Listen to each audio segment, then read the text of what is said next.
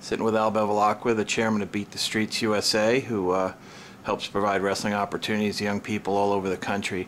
Al, could you give me a little bit about the history of this project, how it got started, and where it went from there? Well, actually, it really got started, I'd say, around 1999 when we hosted the Goodwill Games in New York City. And Seth Degonian at the time was president of the Metropolitan Wrestling Association, and wanted to bring the World Championships to New York City in 2001. So with that, we made that effort. New York City wanted to become the Olympic City in 2012, so they formed a committee. And with that, we had access to that committee. Seth and myself went to see them, try to get them to get behind the effort, which ultimately they did. And we launched the 2001 on. At the same time, when we were doing it, we began a Beat the Streets program. USA Wrestling gave us a small grant, and Bill Crum was our executive director that was also the manager for the World Championships. So we began developing some clubs, and Bill organized some clubs in the metropolitan area, introducing wrestling. We had the successful World Championships.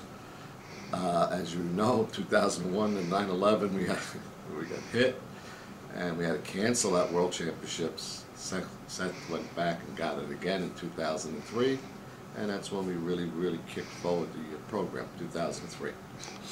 So how did it work? It's the type of situation where you were trying to provide programs in the schools in New York. What was the strategy behind working with schools? Well, obviously, being an educator for 35 years, I really feel in America, whether we like it or not, the public schools or the schools in New York, in the country, are developed sport. Colleges, the school-college community. So with that, that was the major change that we made in 2004, is that we concentrated on trying to get into the schools for the obvious reason. That's where all the kids are.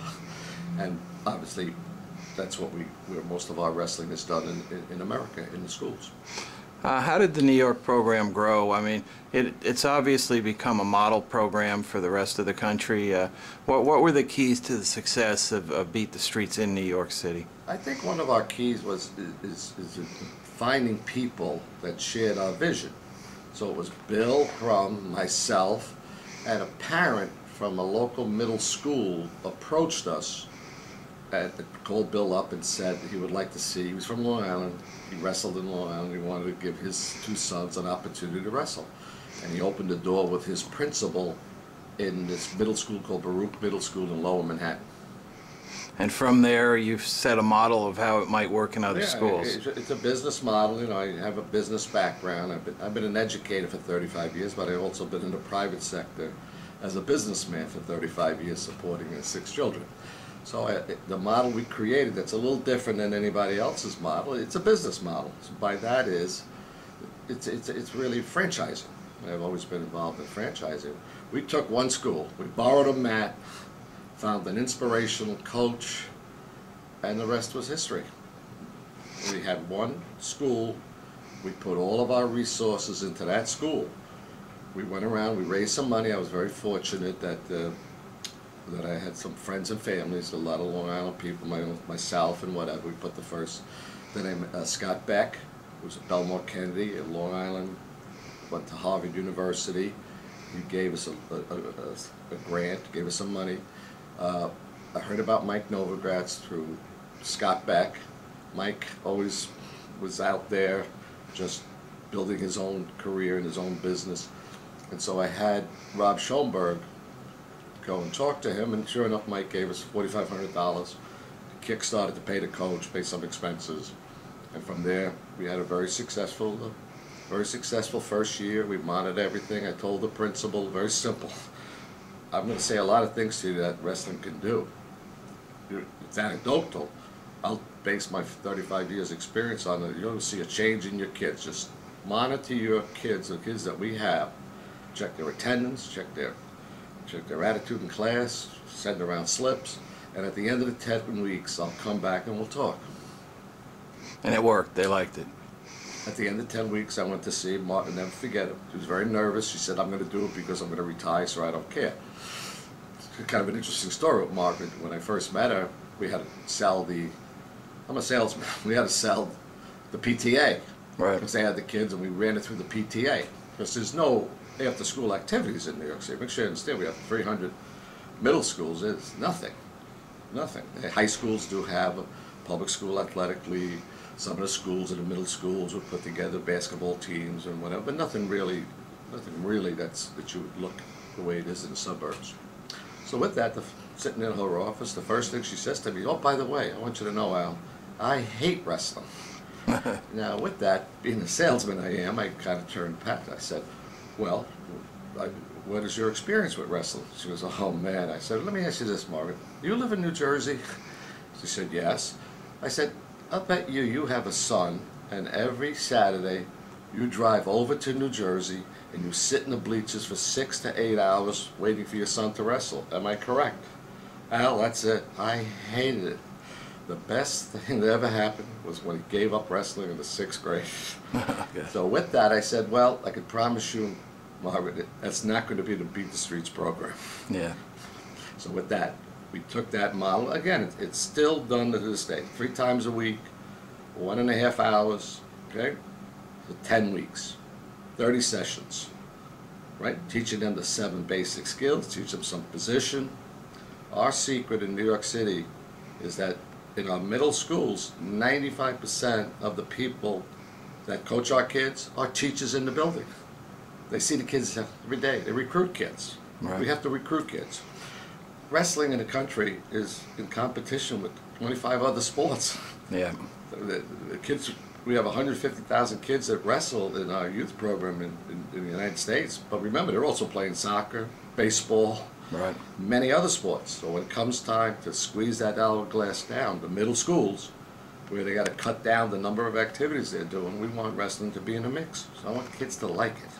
So how many programs are there in New York now? Is there? We have 60 middle schools, and we started with 23 high schools, and we expanded the high schools to 63. The major thing that we did is we went from the one school, after it was successful, now I go back and I see Mike Novogratz, and I make an appointment to see Mike. Okay, and he tells everybody that I hustled him, but in any event, I went back to take a picture with him. Right. I brought the Rob Schoenberg, the parent, and I take a picture with Mike, and boom, and I say, "Thank you very much, Mike, really appreciate it." And I start to walk out of the room. He goes, "What do you mean? You're not going to ask me for more money?" I said, "No, Mike, I don't ask for money." He said, "Well, sit down." He says, "If you get me 10 more programs like that, I'll give you $45,000, because he thought the $4,500 covered. Right. Matt cost $10,000, but I already had enough money. I had about $150,000 to start this thing." So with that, he said, you get 10 or more and you get back to me." Well, what did I do? It's multi-level marketing, same business. I go back to Margaret Struck, and I say, "Margaret, at your next principals meeting," remember, it came out of education, so I know the deal. I know how Right. they have meetings and whatever. The next zone of about 15 schools, could you invite them to a table to lunch? And we'll just talk to them a little bit about the program. She says, "I'd love to do it, Al." Sure enough, a couple weeks later, she calls me back, and we're all set. We have 10, 11 schools came to lunch. I opened up, said hello, introduced myself, and then I said, "Margaret Struck is here to tell you a little bit about our program." Margaret got up in front of the people, and that's it. She sold them. Those were the 10. Well, I got 12 out of it. Went back to, got those 12 going. Had our first wrestling day, brought all the 13 teams in that we have. We had a wrestling day. Mike came down with about 5 or 6 sponsors and told our coaches that, "You just keep doing what you're doing. I'll take care of the rest." Now, why national? Why did the vision go beyond just New York City? Obviously, one of the biggest places in the world. Hard to run that program anyway. A lot of work and a lot of people involved. What was the impetus to decide that other communities needed to have the similar thing? I think it's a person like myself that, if you look at my career, where I left coaching to go, I worked for USA Wrestling. I always wanted to expand wrestling to its fullest. I helped Long Island's, we're almost 100%. Except where I live in Nassau County, we had this one school that didn't have wrestling. I went over to them with some parents, Hewlett High School, and sure enough, they did it. I moved upstate to Orange County, same thing, Warwick High School, wanted to have wrestling. I go to the, people take me to the principal, the superintendent, we put on a clinic. Warwick High School starts wrestling. I just went back last week, which is a great honor. I became the man of the year up in Section 9. Warwick High School, 5 years later, had 8 guys win Section 9 and go to the state championships with a state champion. That's wonderful. That's what I do. I enjoy doing that. It's expanding wrestling all the way to the top. And you know my effort with the Living the Dream Fund to help Mike get our senior level athletes, who are probably the most forgotten athletes in the country. Well, let's talk a little bit about some of the other cities now that are doing it. You're focusing on the major cities as far as population in the country.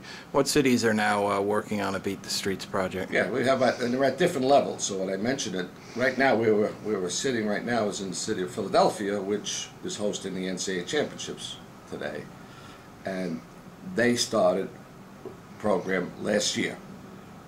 They have a terrific board. They're going to be the next New York City. Why? Because their board, the people that are behind it, 4 of the 6 board members helped me in New York City. Some of them are personal friends of Mike Novogratz. Okay, Clinton Matter was the driving force. Clinton works in New York City, but he lives in Camden, New Jersey. So we started in Camden to the Philadelphia, and he was a sponsor with his family. That's what we did. We sold sponsorships for each team. So every time I needed a team, I need $15,000. We need to get $10,000 up front, $5,000 a second year. That would buy the mat. 99% of the millions of dollars we put into this already goes to equipment, goes to supplies.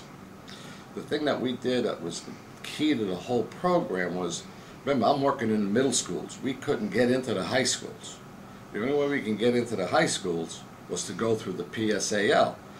And I didn't want to waste time at the high level. I wanted to waste time building the base, building the feeder program. And Bill was on board. The people I was working with were on board. Mike was on board. So once we got that thing going, we got it up to about 35 schools. Mike decided to, let's jump in all the way. With that, we made contact with the Fund for Education, which Carolyn Kennedy was the chairman at the time, Jack Kennedy's daughter, where they raised money. They raised money for education. And they sent over a salesman to try to sell us and put together a package called a partnership agreement. We met with the highest levels of the Department of Education in Mike's office, okay, and laid it all out. And with that, we signed a partnership agreement, and Mike opened the meeting by, which again, he's a businessman, wonderful, and he's fantastic in these type of settings. Very impressive the way he did. Within a half hour, you know, the conversation came about, look, you got $23 billion and you can't do anything with it. You're not getting any of our money. What we're going to give you is all the equipment, we'll pay all the coaches, we'll take care of everything, we'll be the support system behind you, we'll increase. So the goal was to go to 60 middle schools and add 35 more high schools. And we're going to sit on that for a couple of years, and that's where we are now. But we sat on it, and now we're ready. You know, you got to constantly repair. Sometimes you lose one, you do another. No problem. New York City has 1,100 schools. The city of Philadelphia has 1.2 million people that live in it. That's how many students there are in the public schools in New York City. 1.2 million. So when you ask me why I'm going to go, if you can do it in New York, Gary, you can do it any place.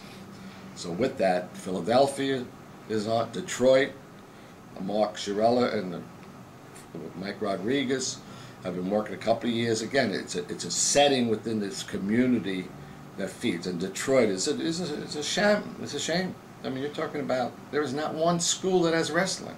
Not one. Los Angeles, there's 106 schools in the Unified School District that surround, by the way, Orange County, that has probably 200 high schools that wrestle. Not one. Not one.